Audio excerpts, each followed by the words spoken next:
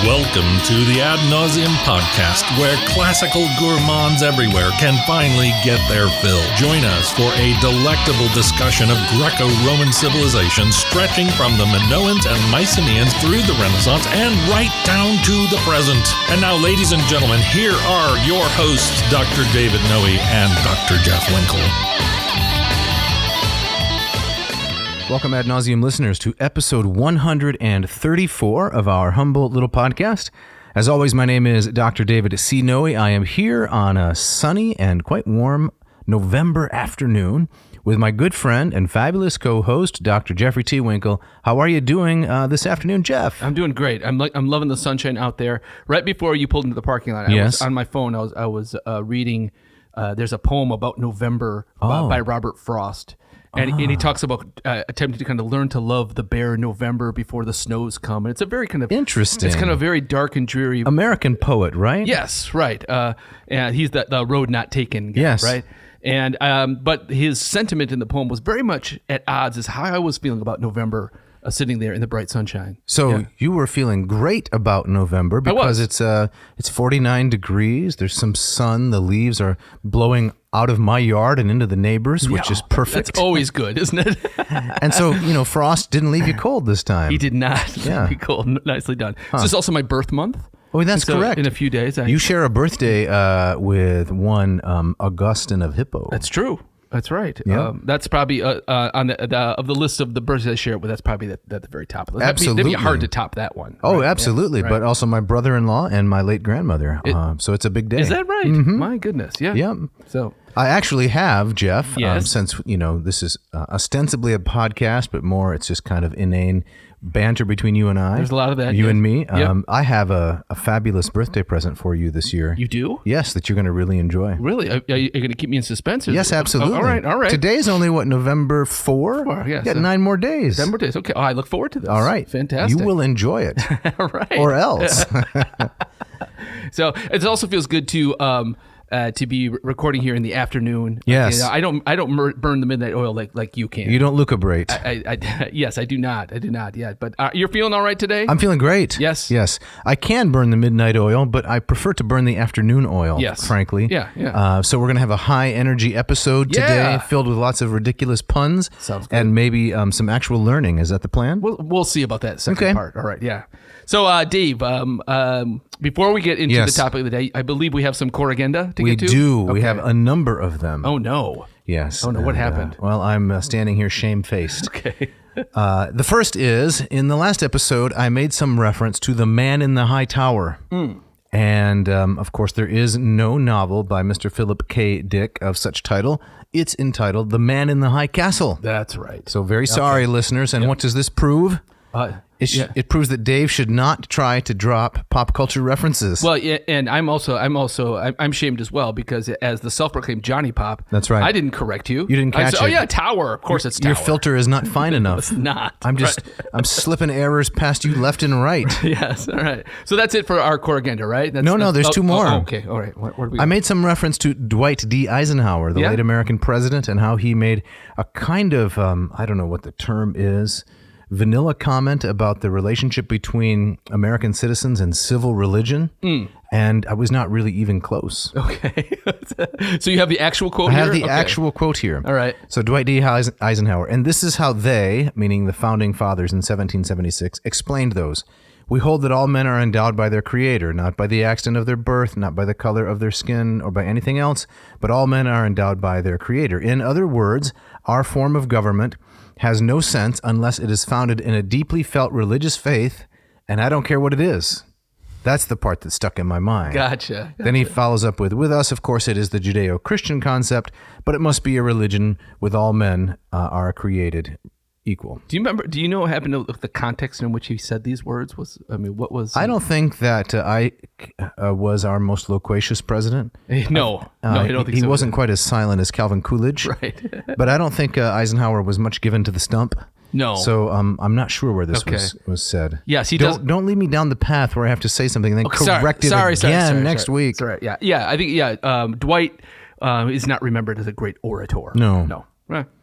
That's fine. Okay. And then the third and final corrigendum is our generous guitarist, Scott Van Zen. Yeah. I messed up the website and this, I feel bad because Scott's given us this great music, and there are no doubt lots of classicists all around the country and world who would like to play the guitar like he does. Mm-hmm.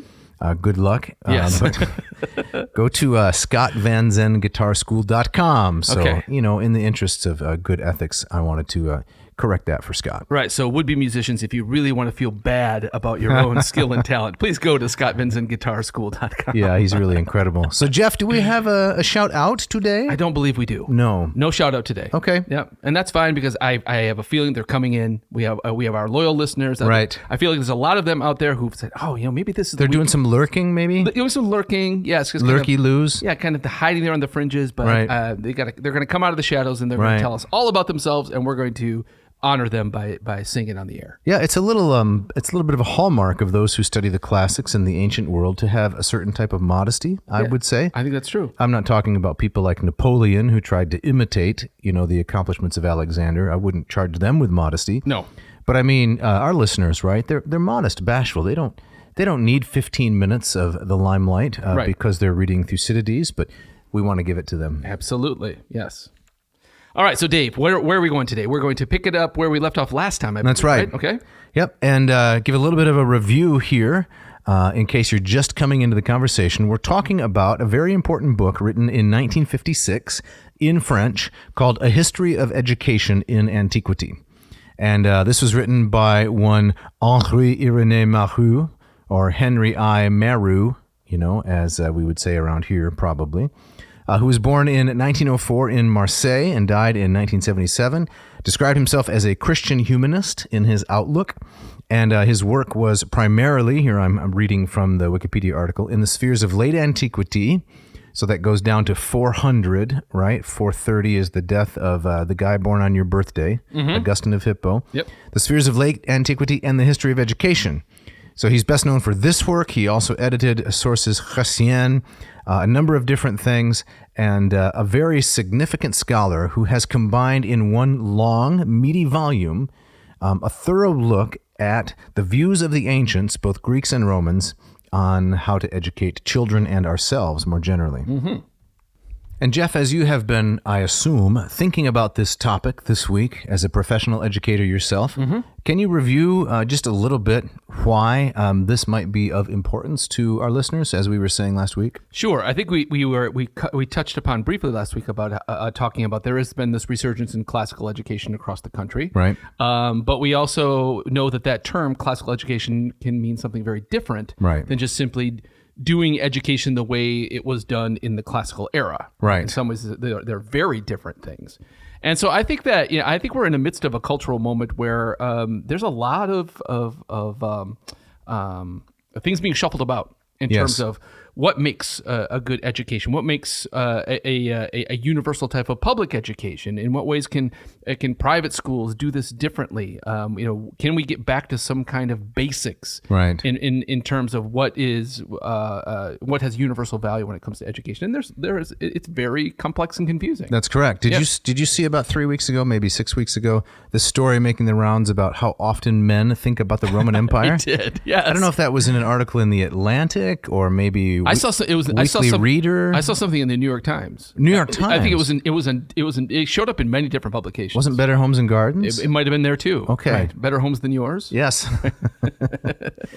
So, what's the deal with that? I skimmed it. Okay. And I mean, the article that I read was kind of silly, and they were trying to tie it to kind of ideas about masculinity and being synonymous with kind of Roman militarism, that kind of stuff. And I for me, it was kind of an eye roll. Right. But I mean, it had some kind of things in there about kind of questions about why is the Roman Empire seem to have kind of this popularity that won't go away? Yeah. They were talking about even in Hollywood, it kind of comes and goes, right? So a remake of The Gladiator is coming out. I didn't hear that. A sequel. Really? Mm-hmm. And so, so it seems to be a place where Hollywood kind of comes back to every 20, 30 years. Right. And so it was just kind of scratching its head over that kind of perennial ebb and flow of its popularity. Mm-hmm. So, yeah. Did you read an article about it? No. No. Several people contacted me and said, "Here's your moment. right? People are thinking about the Roman Empire, right? You could sell a lot of Latin courses to them. Right. Yeah. I talked about it a little bit with my students and just some online exchanges, and a lot of them came from young women that said, "Hey, you know what? I think about the Roman Empire a lot too." And Interesting. They kind of resented this idea that it's exclusive to one just gender, for the guys, right? So that was really interesting. Yeah. Well, oftentimes, as Marrou will make clear, the Roman Empire is conjured up in contemporary culture as an example of fascism. Right. And this, of course, is because of Mussolini, right? Yes. In large part. And so that kind of inheritance lives on in popular discussion. Right. And I would add to that I did a presentation on this years ago. If you look at in some of these Hollywood kind of historical behemoths coming out in the late 40s and 50s that are dealing with the classical world. And it's very clear that the Roman Empire in those movies is a clear stand-in for the Nazis. Oh yeah, yeah, right. And so I think that makes your all-purpose villain. All-purpose villain. So it goes beyond kind of the literal fascism of Mussolini and trying to resurrect the imagery of the Roman Empire. And that, correct. To kind of this using the Roman Empire as a symbol for Germany, right, in the 1930s and the 1940s. Well, and the alliance of Hitler and Mussolini, of course, and the borrowing of a lot of fascist symbols, right, back and forth between them, exactly, readily lends itself to this, right. And so you have that popular image of the jackbooted thugs, right, goose stepping into your territory. That's correct, right. And that's a hard connection to shake. It is, yes. Speaking of which, on a recent flight. We'll get to Marrou, don't worry. Yeah. On a recent flight, I happened to watch the most recent Indiana Jones movie. You did? I did. The Dial of Destiny. That's correct. Yes. It's about the Antiquity machine. Oh, is the Antiquity, yeah. Not machine. What's the word I'm looking for? What's kind of that strange I guess a machine is contraption. I've seen, of course, the real thing in the museum in Athens. It's not there now, but... It's remarkable. It's incredible. Yeah. I didn't realize it was about that thing. Oh, yeah. And there's even a little excerpt where Indiana happens to be plopped down in 3rd century BC Syracuse while the Romans are besieging it, and he meets Archimedes. There's a spoiler alert for those who haven't seen the movie. So the Antiquity can take you back in time. Exactly. It's a time travel device. It was better than the previous one about the crystal skull. I didn't see that one. Yeah, either. but I'll just say one thing I noticed that you might like. Yeah. Is that the John Williams theme song music, right? Dun, yes. Dun, dun, dun, dun, dun, dun. Right. You know that music has just popped into the movie anywhere where the hero's fortunes are starting to improve. Of course, yes. And so, he's kind of down on his luck, but then he sees his hat and his whip, and the music comes in, dun, dun, dun, dun. And it's a little bit moving, especially if, like many of our listeners, you grew up watching those movies, as I did. But there was one moment where it seemed especially jarring. And that is, they were in Algiers, I think, which is in Morocco. Yeah. Yes. Okay. Yeah. And they had no transportation, so they proceed to steal someone's yellow Volkswagen Beetle, and it was the did I say yellow? It's blue. It's a blue Volkswagen Beetle. Uh-huh. But it was going to be the marriage vehicle, so the bride and groom were going to ride off in this Volkswagen Beetle. But Indy and his crew steal it so they can chase the villains, and that's when the music cues in, and I thought, wait a minute, they're cueing the triumphant music because he's stealing a Volkswagen from a bridal party. Exactly. This is incongruous. Oh my goodness. And I thought, what about if in my life there was some kind of great theme music that would just start playing whenever my fortunes turned a little bit. It'd be nice to exactly kind of have a little bit of heads up. Exactly. That, right? So you go to the kitchen and you think, is there any coffee left? And you grab the coffee pot and the music cues in. Yes, there is coffee left. Right. Oh, yeah. So that's really what, stuck out to me after seeing 5 of these films now. Yeah, exactly. So, Harrison Ford, what'd you think? He's not a sprightly young man anymore. I think there was quite a bit of did they do the de-aging CGI coming in? However, there was a few moments where they made fun of, not him exactly, but the ridiculousness of a man his age being able to do these things. Right. He's in great shape for however old he is. I think he's pushing 80 now. Yeah. Great shape. So I hope I look like that when I'm his age. Yeah. But Yeah, it was pretty tasteful on the whole. Good deal. All right. Burned a couple hours on a plane ride. Yes, that's the most important. Exactly. Detail. Exactly. Yeah. So back to Marrou Yes. and classical education. I'll just throw this out here. My knowledge of classical education as a movement around the country is that it relies heavily on this supposed classical schema. And I say supposed advisedly because many of our listeners might take umbrage at this. Okay. And I'm trying to use extra heavy, big words to try to conceal, the pungency of my main point. Okay. All right. It is supposedly there's a grammar stage, there is a dialectic stage, and there is a rhetoric stage. Have you heard this before? I have. Okay. Yep. So the grammar stage is the acquisition of rote knowledge. The dialectic stage is the sorting of rote knowledge according to, logical rules and the re-presentation of them in some sense. The rhetoric stage is the presentation of the things you've learned, pulling together all of your previous knowledge and kind of applying it. Mm-hmm. So I think this is a fair test to put to that schema to see if we find something like that in this book by Marrou. All right. So you're saying, when we talk about classical education today, you're saying your sense is that something that you would say ties most of those schools together is an adherence to this idea. Absolutely. Okay. And it is based on an essay by a woman named Dorothy Sayers called The Lost Tools of Learning. Okay.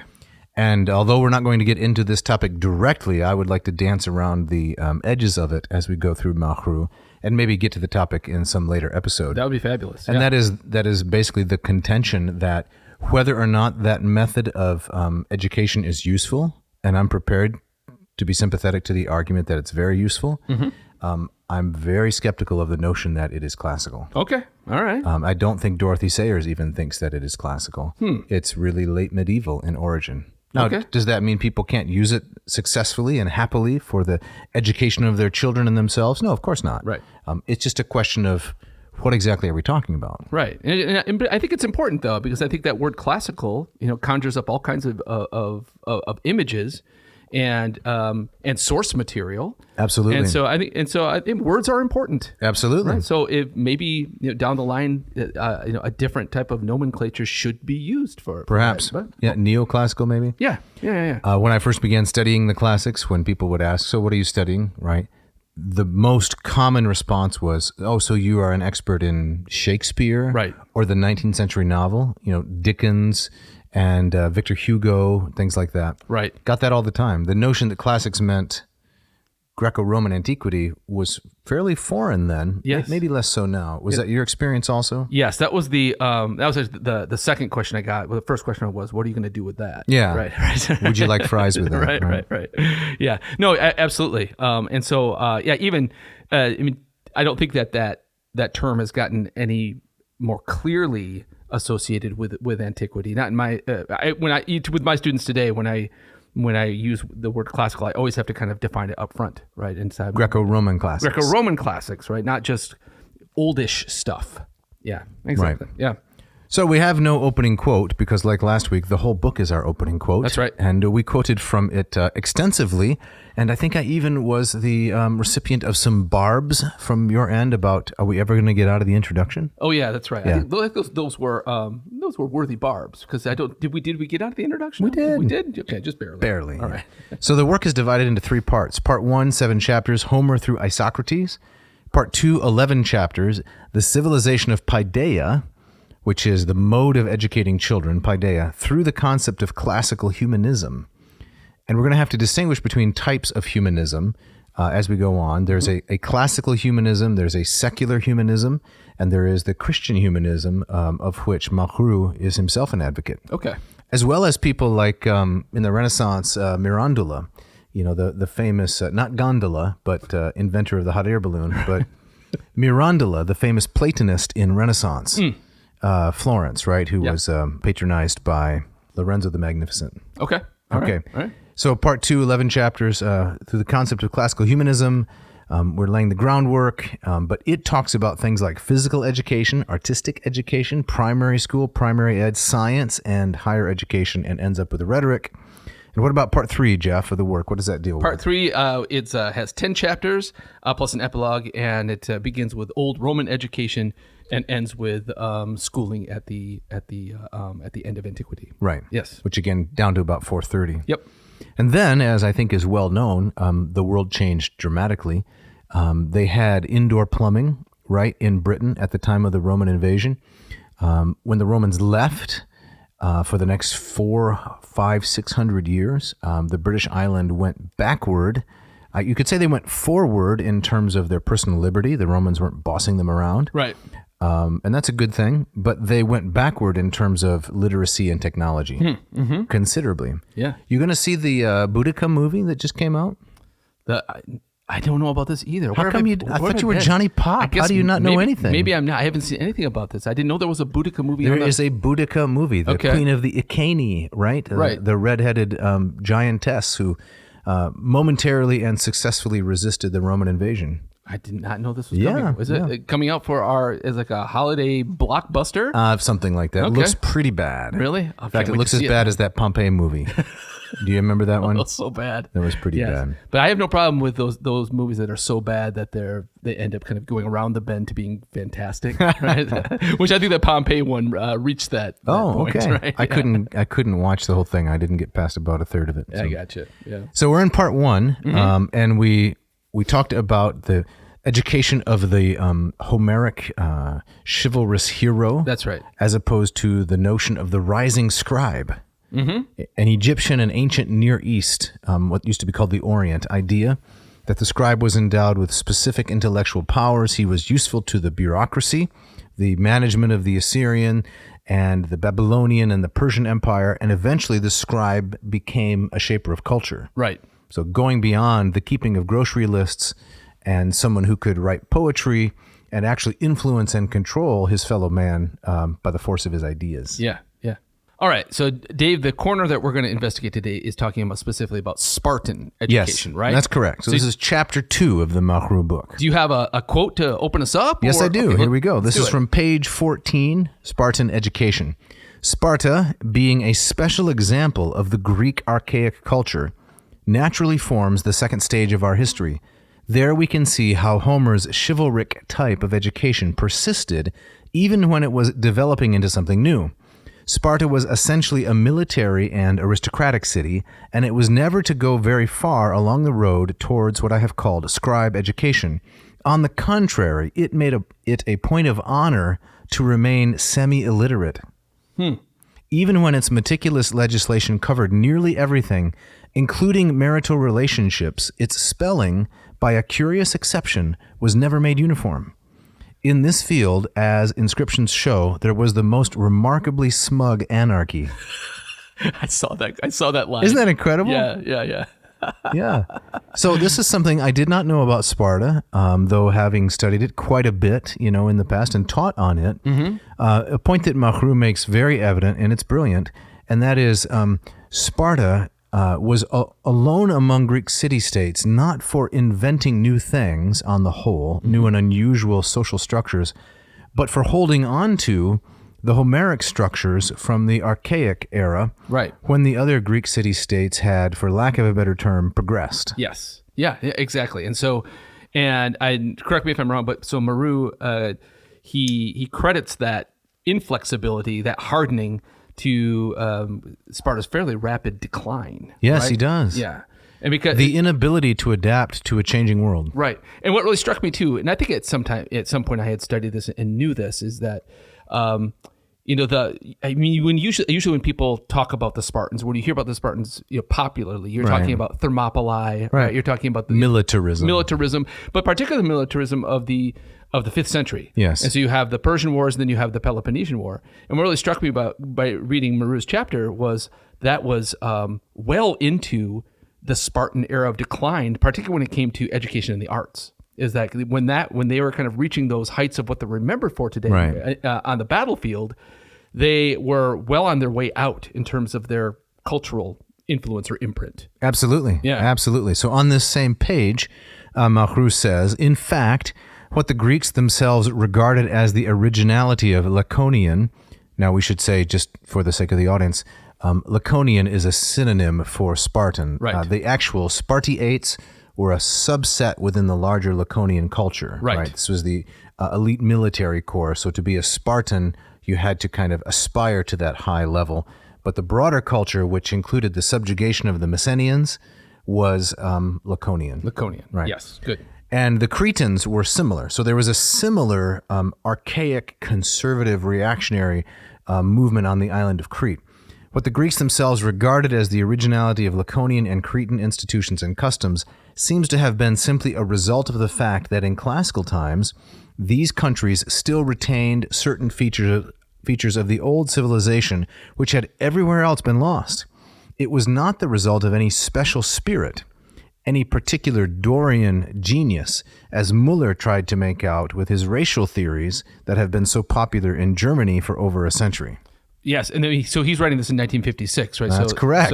And he's a Frenchman. Right. So the memories of Nazi Germany are fresh. That's correct. Yes, okay. And the efforts by some elements of German culture to claim, the supremacy of the Aryans and to find any past militaristic, disciplined society as somehow a precursor of their own, fervid dreams? Yes. Yeah, exactly. I thought that was really striking. I mean, at a number of places in this short subsection, he makes those connections with kind of Nazi race theory, which I thought was really interesting. That's right.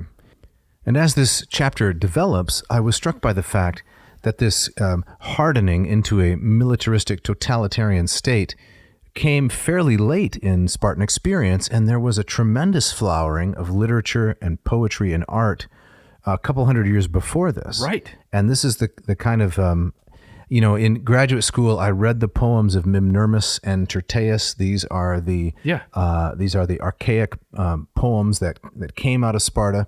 I didn't really understand to what extent Sparta was early on a competitor for the kind of Athenian brilliance in the field of art. No, nor I. I mean, I read those same guys, and it always struck me as the fact that they've come down mostly in fragmentary form.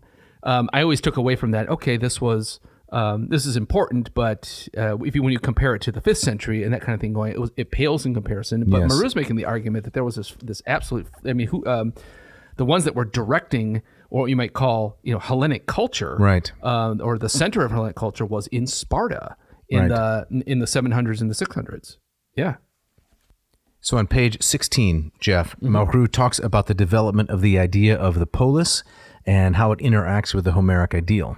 And he says, whereas the old Homeric ideal of the knight as one of the king's troop had been profoundly personal, the new ideal was collective, devotion to the state, the polis, which became something it had never been in earlier ages, the focus of all human life, of all man's spiritual activity. It was the totalitarian idea.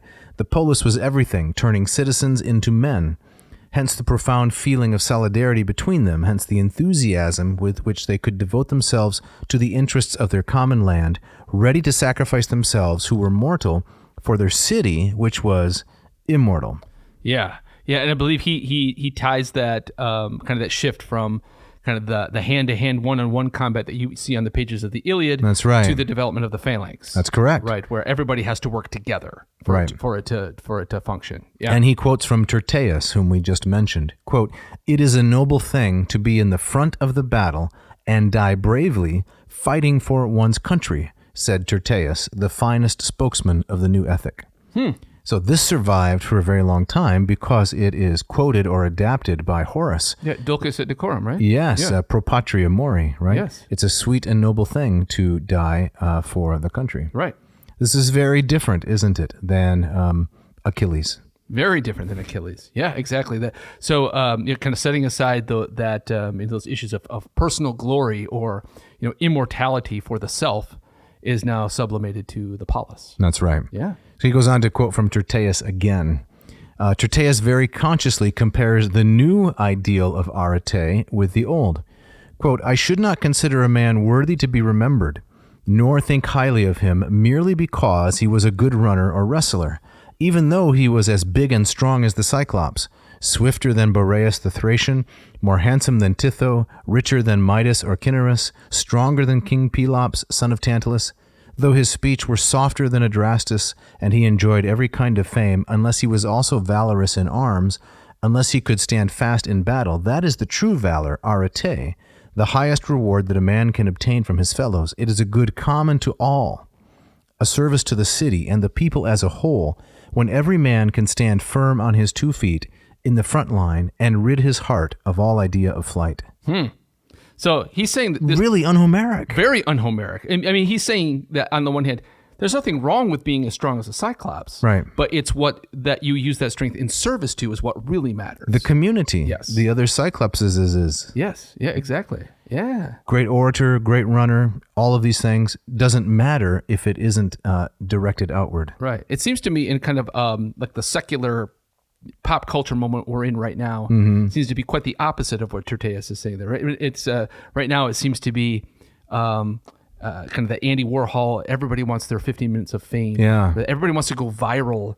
Right. For some kind of individual thing, right? And I think that the ideal of using one's talents for the benefit of the community is lost. Now we might see that Tertius maybe is he being a little bit. How much do we take this and say, tongue in cheek? Well, not tongue in cheek, but romantic, right? You know, it's very. Well, it's an ideal. It's an ideal after which one aspires, right? But that's another thing to say. Well, then therefore, this is what all the Spartans believed, right? And so I think it's dangerous when your sources are so few, right? And then you take that and make it stand in for the whole, right? But nevertheless, maybe that's neither here nor there from what we're talking about. But the ideal of the community over the individual, I think, is un-Homeric. It's very un-Homeric, and this is a striking shift. It is. Yes. And the way that the Athenians developed the notion of the community over the individual, it seems to me like they never completely developed it fully, and they resisted it. Yeah.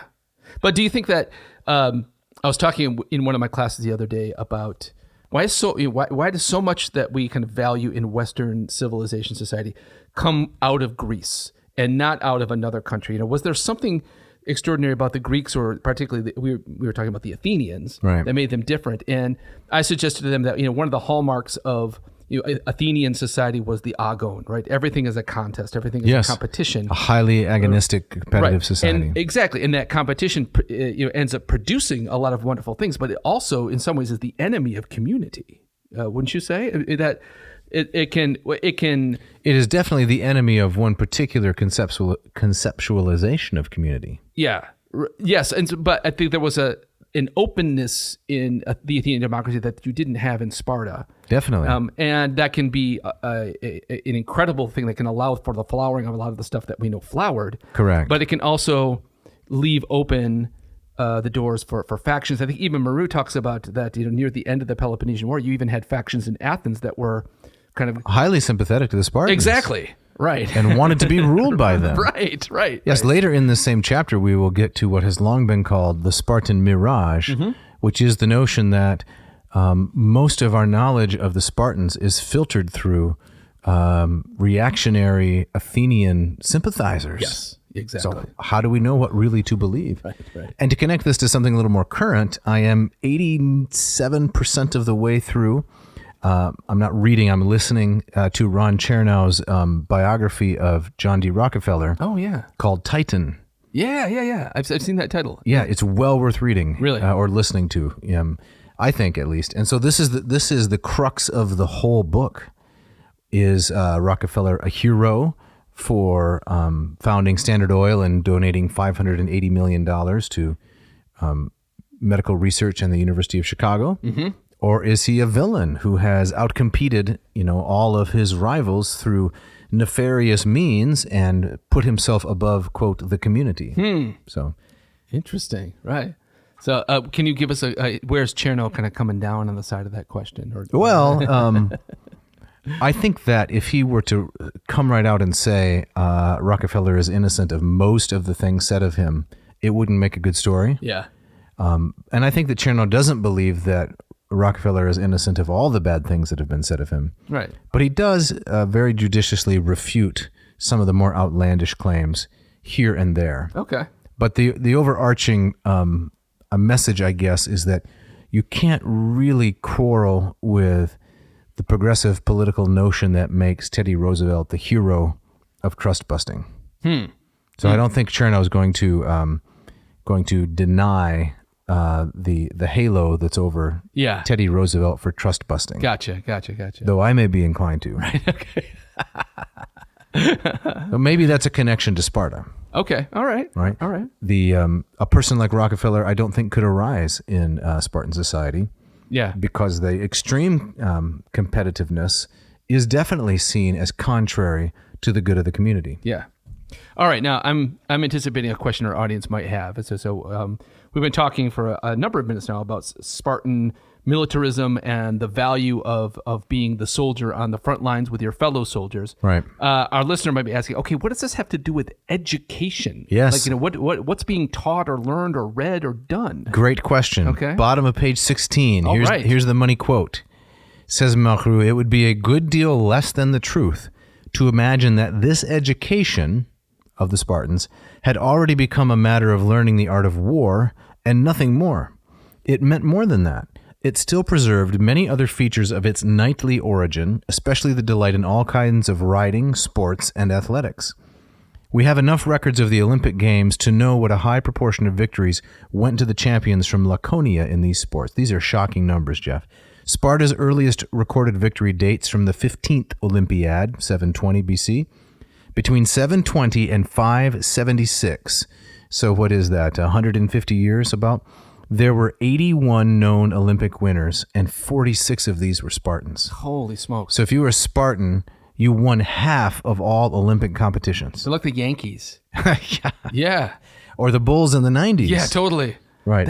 Or the Brady's, I'm sorry, the Patriots. The Patriots, right. Exactly. That is fascinating. I mean, those are some powerful stats. They are. They're incredible. Right. And I like how also Marrou talks later about, once kind of Spartan culture starts to harden, starts to decline, they disappear from those victor lists. Exactly. That's so amazing. He goes on, in the all-important running event, the stadium race. So this is like the 100 meters, right? This is Usain Bolt, Sha'Carri Richardson, Florence Griffith Joyner. Yes, right? the world's fastest humans. Exactly. Yes. 21 of the 36 known champions, 21 of 36 were Spartans.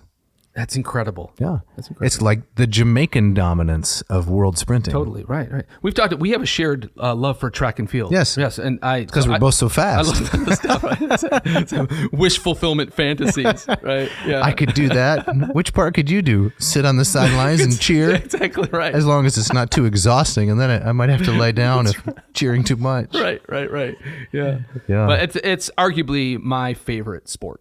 To watch, and I just find it so interesting. I like that it's over quickly. Right, it doesn't take 4 hours. Exactly, like but soccer. I like sports that are. It's like the man or the woman against the clock, right? Or it can be measured in distance. It's clear. It's very clear, right? There's no that has to come into this, right? Exactly. You don't have some teammate letting you down. Right? So, what does this have to do with education? Yes. Page 17. These successes at the Olympics were due to the excellence of their methods of training, as much as to the physical qualities of the athletes. Okay. So in other words, Marrou is making the claim that the Greeks as a whole were probably more or less even. I don't think there's an especially genetic claim here about the individuals, right? But certain people groups in the modern world tend to dominate certain sports. Right. With lots of exceptions, but we were just saying, like, the Jamaicans dominate sprinting. Yes. Why? Well, it's a combination of genetic giftedness, I guess, and superior training. Right. So he says, we know from Thucydides that 2 typical innovations in Greek sporting technique were attributed to the Spartans. They had 2 technical advances. Complete nudity. Instead of the wearing of tight-fitting shorts, which had been the custom from Minoan times. Well, hold on a second. Okay. I mean, I love how Marrou just kind of drops it in there that it seems to be, he seems to think it's completely obvious that competing in the nude versus wearing some kind of ancient spandex would be an advantage. Well, I think that's the problem. There was no ancient spandex. Well, the tight-fitting shorts. But it's all restrictive. Well, the great advantage of spandex is that apparently it's like you're not even wearing it. Do you remember when Michael Phelps, the swimmer, right, was winning all of, it is Michael Phelps, right? Winning all of his medals and so forth. Someone developed a suit that could actually make you go faster in the water, and the suit had to be banned because it gave a certain kind of advantage. Okay. I guess what I'm saying is that it strikes me as kind of very strange to say that competing in the nude is an obvious better thing than wearing the tight-fitting shorts. I don't think anywhere Marrou says it's obvious. Well, you say that's one of the developments, right? That's one of the advancements. Technical innovation. It's a typical innovation in Greek sporting technique. But he's claiming that the Spartans had an advantage by being... It gave them an advantage. By being They could nude. run faster without being encumbered by clothing. Okay, all right. I don't think we can talk about this any further with decorum. Okay, all right. I think as far as we can go. All right, okay, let's move on. The second technical innovation was the use of oil for embrocation. Well, now what in the world? I had to look it up. Okay. Embrocation. Okay, what is that? It's the application of oil for the massaging and a relief of pain in one's joints from sprains and splints and so like stents an and things ancient like that. icy hot. Yeah, like that. Right. You get a bad ankle, you warm up some olive oil, you rub it on there. It's a homeopathic kind of remedy, and you're good to go. Run another 100 meters. So the Spartan athletes could get to the sidelines and almost get like a cortisone shot. Yeah, and in where their competitors in other states didn't have that training knowledge. This is Marrou's claim. This is a part of Spartan innovation. Why they won 21 out of 36 of the the stadium sprint. Right. From what I know about the Olympic Games, and then those two things, the competing in the nude and the embrocation become standard. Right. Absolutely. Yeah. So because no original technology can be kept to, if we can call those things technology, but can be kept to just one people. They eventually spread elsewhere. Exactly. The early adopters, right? They're using olive oil just like crazy, and then the rest of us can get some. Yeah. But he goes on. Sport was not for men only. There is evidence that even in the first half of the 6th century, women were taking part in athletics. Plutarch was delighted about it. It was apparently one of Sparta's curiosities in Roman times. There are charming little bronzes showing girls running, holding up the hem of their short sports skirts with one hand. Now, I've also heard that Spartan women, even in Athens, were held up to be kind of an ideal of being healthy specimens of beauty. Well, and they were, as Marrou will say in this very chapter, they were highly coveted by the Athenian aristocracy to raise their children. Right. Yeah, and even the caryatids on the portrait of the Erechtheion, I believe, are modeled after Spartan women. Oh, I didn't know that. Yeah. So that kind of ideal of how a human being should look, right, is maybe part of that Spartan mirage. Yeah. And speaking of caryatids, yes, it's time for the ads. All right.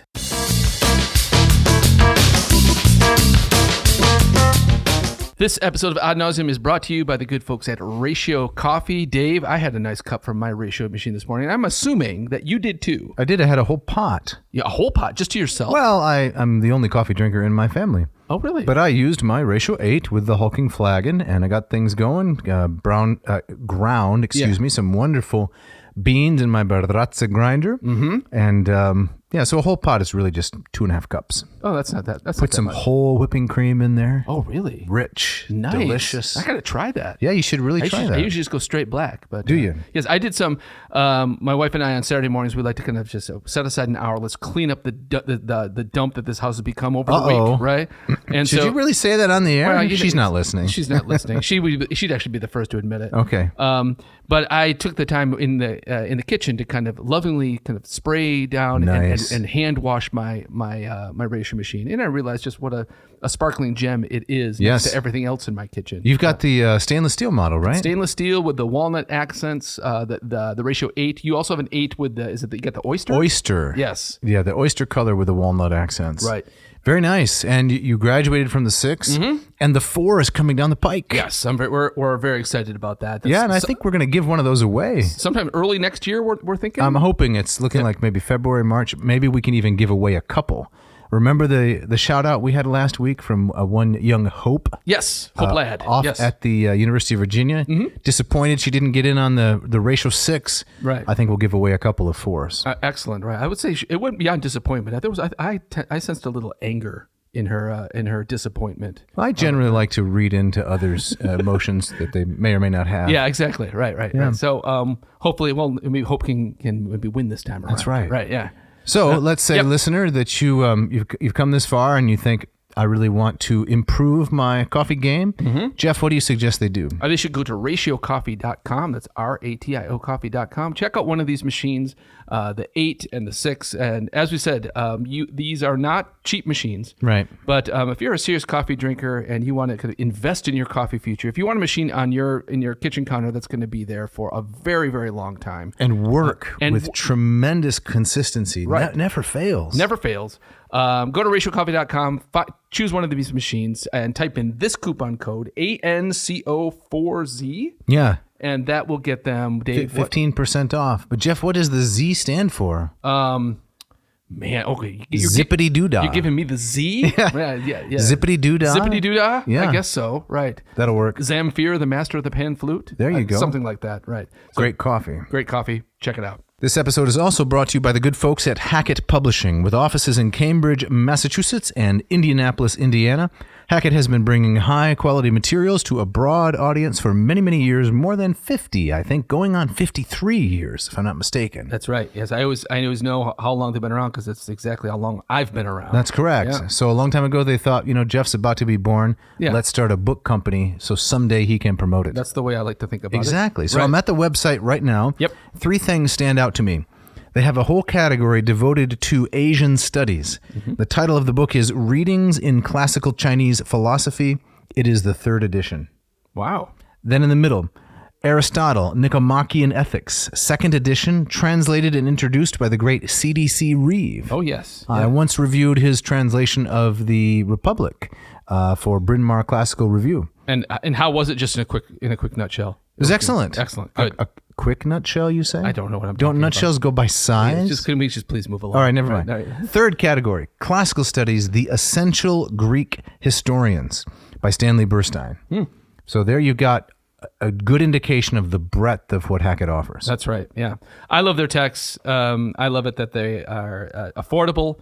For a lot of my students don't have a lot of money to throw around, and in a day and age where textbook the price is bordering on criminal, Hackett can always come through with an excellent, affordable text for your own shelf or for the desks of your students. So you'd like to get Teddy Roosevelt in there and bust up those booksellers. Exactly right. Exactly. Rough ride all over them. That's right. That's right. Yeah. Yep. So this is what you should maybe do. Listener, here's a suggestion. And by the way, we're thankful for all of you who have been patronizing Hackett Publishing so faithfully. That really helps us as a podcast, as an enterprise. Is go to hackettpublishing.com, HACKETT, and check out some of their wide offerings. Put some of the books into your little grocery basket, and then what should they do, Jeff? Then in the coupon code box, you type in AN2023. That's AN ad nauseum with the current year. And Dave, that will get them 2 amazing things, 20% off their entire order and free shipping. Check it out.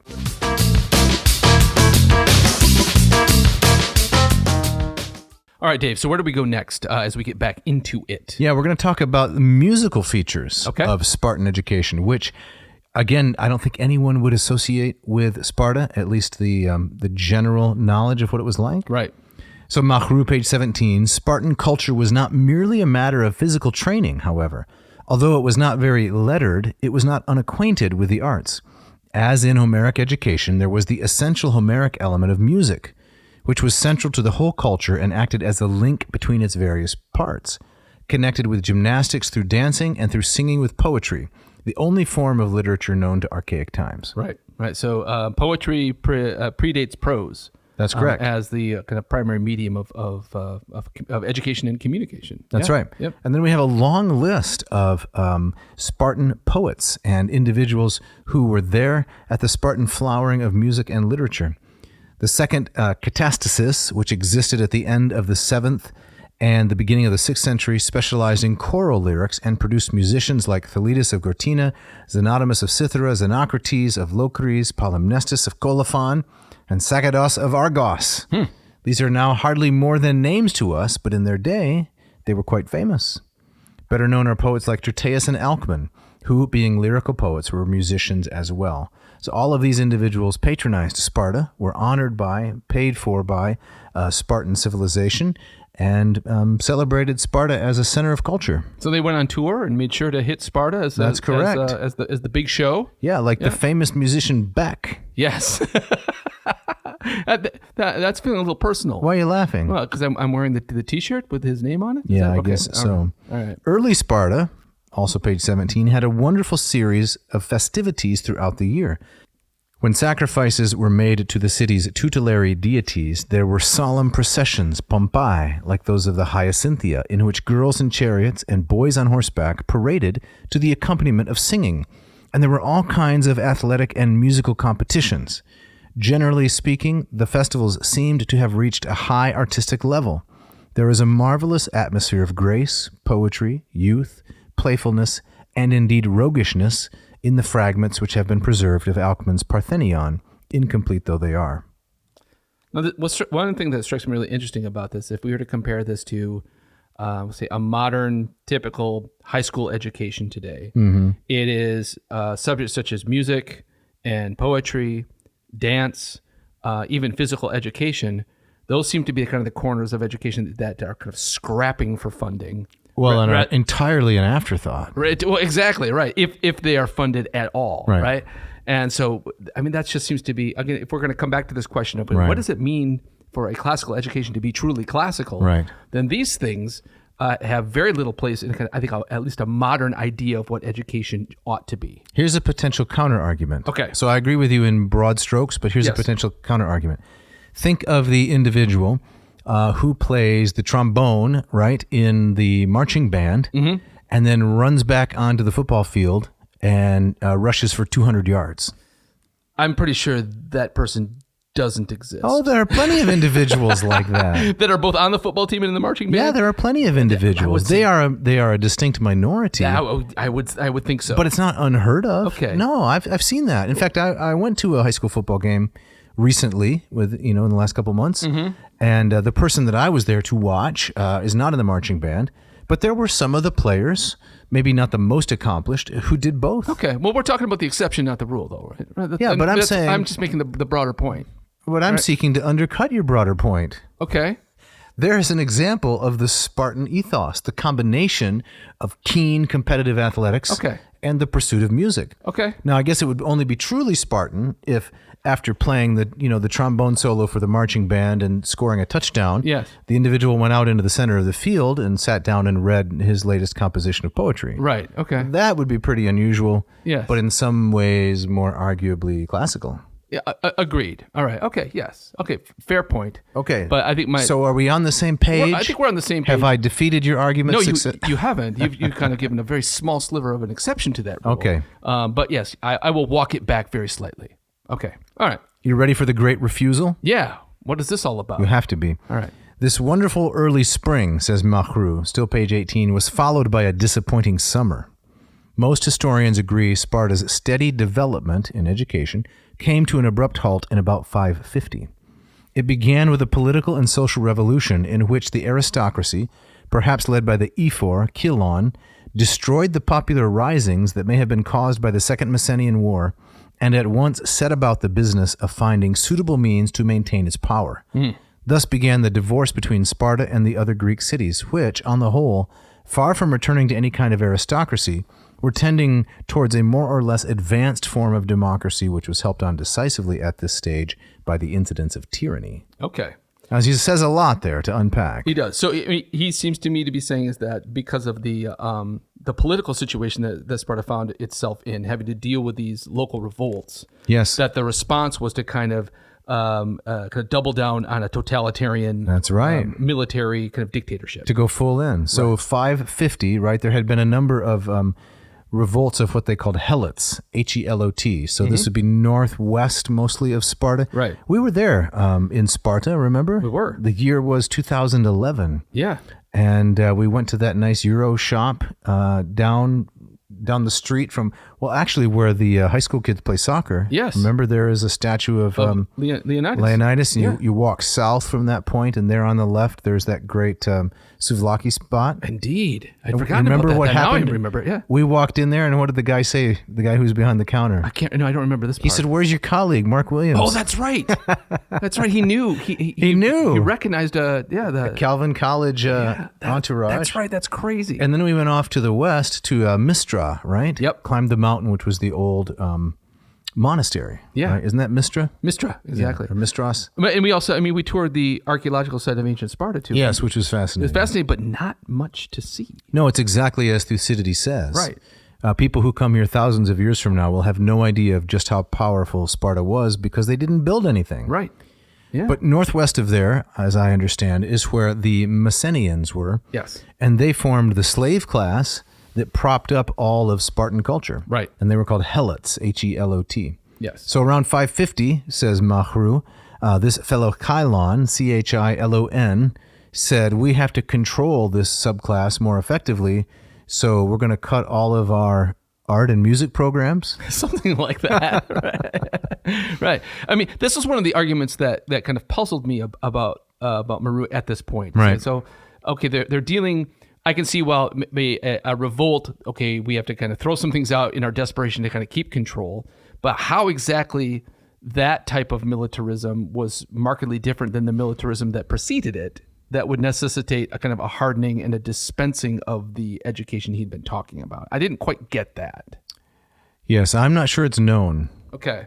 And so I think you're right that Marrou doesn't really talk about that. At the point that I think where they, the Spartans are dialing in on authoritarianism, whereas not long after this we have, Athenians experimenting with democracy. That's correct. And so the Spartans are kind of clinging to the old ways while everybody else is trying this new kind of post-tyranny thing. Yes, and Marrou says that even tyranny was a big help to the development of democracy for the other city-states. Okay. Yeah. Unintended, of course. Right. He does give a potential answer here as we go on. He says, quote, Sparta voluntarily petrified herself at the stage of development which had made her the leader of progress, meaning in the arts. Mm-hmm. After the annexation of Thyreatis, 550, she ceased to be a conquering nation. Politically, the ephors, these were like the senators, right, dominated the kings, and the aristocracy dominated the people. There was an oppressive atmosphere of secrecy and police tyranny that weighed upon the citizens, and of course on foreigners too, who had previously been welcomed so hospitably. Okay. So I think there may lie part of the answer. Now, whether it's entirely plausible, but I think the idea is that the introduction of unfamiliar ideas into a culture tends to lead to the development of other artistic forms. Right. And Sparta isolated itself from that. They circled the wagons. And Correct. I think I've also seen stats that that's where the Spartans eugenics program, right, they almost kind of inbreed themselves out of existence. Yes. And the kind of that obsession with Spartan purity means just fewer and fewer Spartans every year. That's correct. And here's the introduction of a new term, at least new to me. You probably knew it. But we've talked a lot on this podcast in past episodes about the concept of xenia. Yeah. It's near and dear to our hearts. Could you say just a little bit about xenia before I bring in this entirely new concept? Sure. So xenia is this kind of code of hospitality. Kind of the clunky term that I learned was guest friendship. Yes. Right. Hyphenated terms are so clunky. Right. But this was a concept that was under the aegis of Zeus, who was the god of foreigners and strangers. Motel 6? The idea that the beggar, the stranger at your door, is that you welcome them in, you give them something to eat and something to drink, a time to rest before you even ask them their name. And so kind of that openness to the stranger at the gate. Maybe we could drop in something from Odyssey 9 as an example. Sure, from the Cyclops episode. That's correct. Yeah. And so, judging at what's at play in the Cyclops episode where Odysseus' men kind of break into the cave, Odysseus comes in and he uses the language of Xenia and kind of makes the wrong assumption, that Polyphemus is going to abide by these rules of Xenia and that he will have gifts and food for the lost strangers, which the Cyclops does not. No, he says, in fact, the greatest hospitality I'll show you, Odysseus, is eating you last. Correct. Right. So Marrou says, when he's talking about foreigners now, not welcomed hospitably in Sparta, he says, now they became suspect and lived under the continual threat of expulsion, xenelasia. So xenelasia, which means pushed out guests. Yes. Could push them out. Yep. So at any time, they could be kicked out of the city. And I guess it's Marrou's claim that this is part of the Great Refusal, and it led to a petrification of Spartan culture. That's really interesting. I got just to point out that so at this 550, so Thermopylae is still 70 years away. It's just it's so striking to me that event, what Leonidas and the Spartans are so famous for, is well into, as Marrou's arguing, into their decline, into their hardening. Jeff, let's wrap up this portion of the episode with one final quote, and it looks to me like we're going to have to talk about Sparta some more. Okay, yeah. But here's a little food for thought. Okay.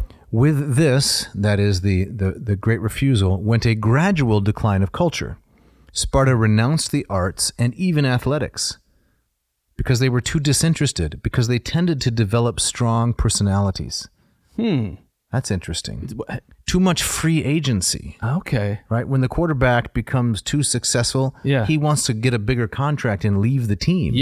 So let's just dispense with athletics altogether, because it tends to bring about divisions between competitors, right? There's the really good, and then there's the GOAT. Right, exactly. Yeah. So no more Laconian champions appeared in the Olympic Games. That struck me as so fascinating. That's really telling, isn't it? It is, yeah. Sparta became an out-and-out military barracks, a city in the hands of a closed military caste that was kept permanently mobilized, entirely absorbed in its threefold task of defense: national, political, and social. Yeah. What this reminded me of when I was reading this. So I am personally slowly working on a translation of Aristophanes' Lysistrata, and the Spartan characters that show up are usually seen to be are depicted as kind of like country bumpkins. Okay. And the dialect that Aristophanes used there would have been heard by an ancient Athenian as being uneducated. Right. And often when the Lysistrata is staged in English, that person is made like a redneck, a redneck, word chewing Southerner, right? As a way to kind of to reflect how maybe the Athenians thought about the Spartans' culture at that time, and so that seems to fit with kind of a Spartan culture that had kind of rejected their education, rejected their arts, and now we're kind of these brute soldiers dedicated just to one thing, right? Proud, as Marrou said, of being semi-illiterate. Illiterate, exactly. And refusing to standardize spelling on their inscriptions. Yeah. A smug archaism. Yes. A smug anarchy in the way that they... That's right. Things. Yes, that's fascinating. Well, Jeff, I think we have to pull in our sails here and come into port. There's more to say about Sparta. So we're next week we're going to pick this up, right? Yes. And there's a lot more to say about Marrou's book. That's correct. And we'll try to wrap up the first part. That is the first part of this book, which extends to 7 chapters. So next week we will quickly cover the rest of Sparta. We will look at some other features of classical education. We'll look at Plato and Isocrates. Okay. Sounds great. Excellent.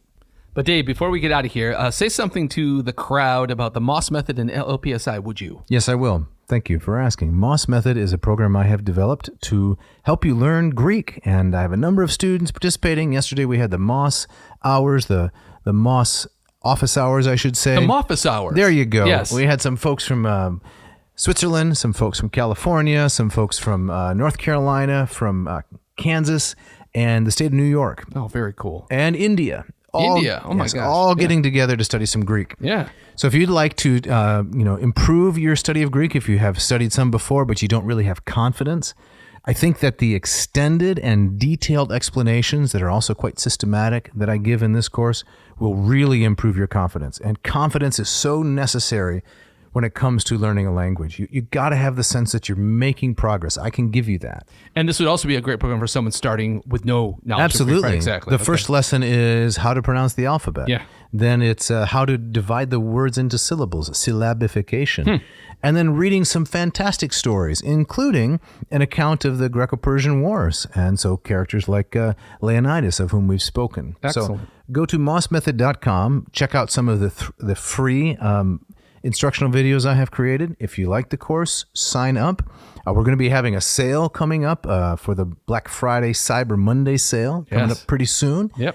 And so you'd want to check that out, please. Excellent. And how about if people out there want to learn some Latin? That's correct. Well, I say that if you want to build a really large, strong structure, you have to have a solid and firm base. And I can help with that. This program takes you ab initio from the ground up. And it's based on Hans Orberg's Lingua Latina per se illustrata. The course is divided into units. The first unit is chapters 1 through 9 of the Orberg book, and in it I am teaching students in a live setting, and you get to watch the recording of my teaching them so that you can learn from their successes, you can learn from their mistakes without all of the pressure of actually being in the classroom. It's affordable. I think it's an excellent value. Go to latinperdiem.com/LLPSI and check that out, please. And I also wanted to mention your Latin Per Diem series with the free videos just crossed 2,000 episodes. Is that right? That's fantastic. Yeah, I'm pleased with that. So I started that 8 years ago, believe it or not, in 2015, September of 2015, kind of on a lark. And I have persisted, and so I just released episode 2,000 of my free Latin instructional videos. So I really think there's no reason not to learn Latin. If it's something you're interested in, this is a free resource. I think it can help you a great deal. Yeah, check that out, latinperdiem.com. That's right. All right, Dave. We got to thank some people. Of course. Mishka, as always, our intrepid engineer, turns this around in record time, always makes us sound better than we actually do. And what about these chuckleheads? Are you talking about our generous and talented musicians? I have nothing but love for them. But, oh my goodness, you've really fallen a long way, Winkle. Scott Van Zandt and Ken Tamplin. How about these guys? So Scott plays the guitar like nobody's business, blues, and all kinds of just really nice arpeggios, right? Yes. String bending, other kinds of fantastic things.